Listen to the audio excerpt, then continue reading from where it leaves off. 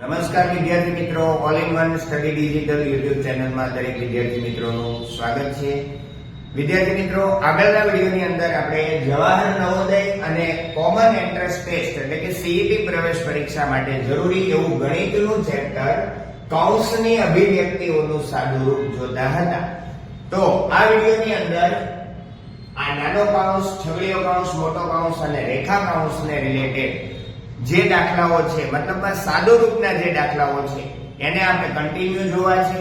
તો આ વિડીયોની અંદર ગયા વિડીયોમાં જેટલા દાખલાઓ જોયા છે એનાથી આગળ આપણે અભ્યાસ કરવાનો છે.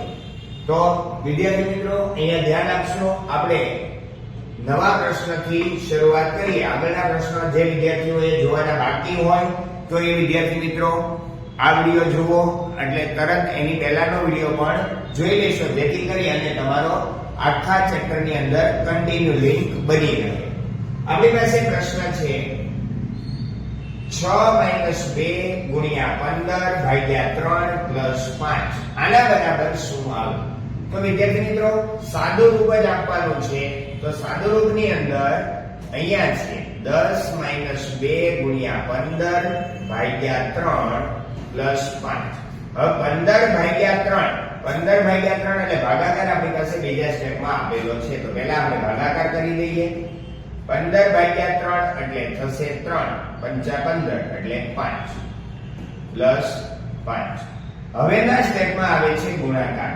તો આ સ્ટેપમાં ગુણાકાર છે 2 × 5 એટલે 10 + 5. વિદ્યાર્થી મિત્રો 10 અને -10 આ બંનેને આપણે બાદ ડાયરેક્ટ પણ કરી શકીએ, એટલે આપણો સીધો જ જવાબ મળે 5. અથવા તમને એવું હોય કે આપણે સ્ટેપ બાય સ્ટેપ કરીએ છીએ કે 10 - 10 ને +5. તો ઘણા વિદ્યાર્થી મિત્રો એવું છે કે ભાગુ સરબા નિયમને અનુસરતા હોય તો 10 + 5 સરવાળાનો સ્ટેપ આવે છે ગુણાકાર પછી. તો 10 + 5 એટલે 15 થાય, પછી 10 અને સરવાળા પછીનું સ્ટેપ એટલે કે બાદબાકી. તો 15 માંથી 10 એટલે 5. તો પણ આપણો જવાબ 5 મળે છે. એટલે તમે આ રીતે ડાયરેક્ટ 5 10 - ને 10 + ઉડાવી દેશો, અથવા 10 અને 5 15 - 10 કરશો તો પણ આપણો જવાબ સમાન મળે છે. તો આપણો જવાબ મળશે બી. વિદ્યાર્થી મિત્રો નવા પ્રશ્નમાં આપણી સામે ભાગાકાર અહીંયા આવ્યો છે. રકમ જોશો 24 - 36 / 12 +8 × 4. તો પહેલું સ્ટેપ આપણે એમાં જ જો કરી દેવું હોય તો 24 - 36 / 12 એટલે 12 ના ઘડિયામાં 36 ક્યારે આવે? તો કે 12 × 1 12 × 2 = 24 ને 12 × 3 36. તો અહીંયા આવી જશે 3. હવે કોણ બાકી? તો કે +8 × 4. હવે ગુણાકારના સ્ટેપમાં આપણે આગળ વધીએ. તો ગુણાકારનો સ્ટેપ આપણી પાસે છે, છેલ્લું સ્ટેપ ગુણાકાર છે 8 × 4. હવે 8 × 4 એટલે 8 × 32. હવે સરવાળાવાળા પદમાં આપણી પાસે 32 અને 24 આ બંને પ્લસ પદ છે. 4 અને 2 એટલે 6, 3 અને 2 એટલે 5 અને હજી બાકી વધ્યા છે -3. નિશાની સાથે આપણે એને સાથે લેતા જશું. તો હવે આવ્યું છેલ્લું સ્ટેપ એટલે કે બાદબાકી. 56 માંથી 3 જશે, તો 56 માંથી 3 જાય તો 53. આપણો આન્સર મળે છે એ. નવા પ્રશ્નમાં અહીંયા 14 × 4 / 7 + 12 - 8. હવે ઘણી વખત વિદ્યાર્થીઓ આવી મૂંઝવણમાં મુકાય કે સર ભાગાકારમાં તો અહીંયા નાની સંખ્યા આપી છે 4 અને એને ભાગવાના કીધા છે 7 વડે, તો શું કરવું? તો કંઈ જ કરવાનું નથી. આપણે પહેલાના સ્ટેપને ગુણાકાર કરી દેવાનો. 14 × 4 એટલે 14 × 56 / 7 + 12 - 8. હવેનું સ્ટેપ જે જોવા જઈએ તો 56 / 7. હવે 7 નો ઘડિયો આપણે બોલીએ અને 7 ના ઘડિયામાં 56 ક્યારે આવે છે? તો 7 નો ઘડિયો બોલવા જ પડવાનો ઝડપથી. 7 × 8 = 56 એટલે શું થાય છે? 8 + 12 - 8. હવે આગળના દાખલામાં જે રીતે આપણે સમજાવ્યું હતું કે અહીંયા માઈનસ અને પ્લસ 8 મળે છે, તો આપણે ડાયરેક્ટ એની બાદબાકી કરી દઈએ, ઉડાડી દઈએ, તો આપણને મળ્યા છે જવાબમાં 12. આપણો આન્સર ફાઇનલ મળે 12.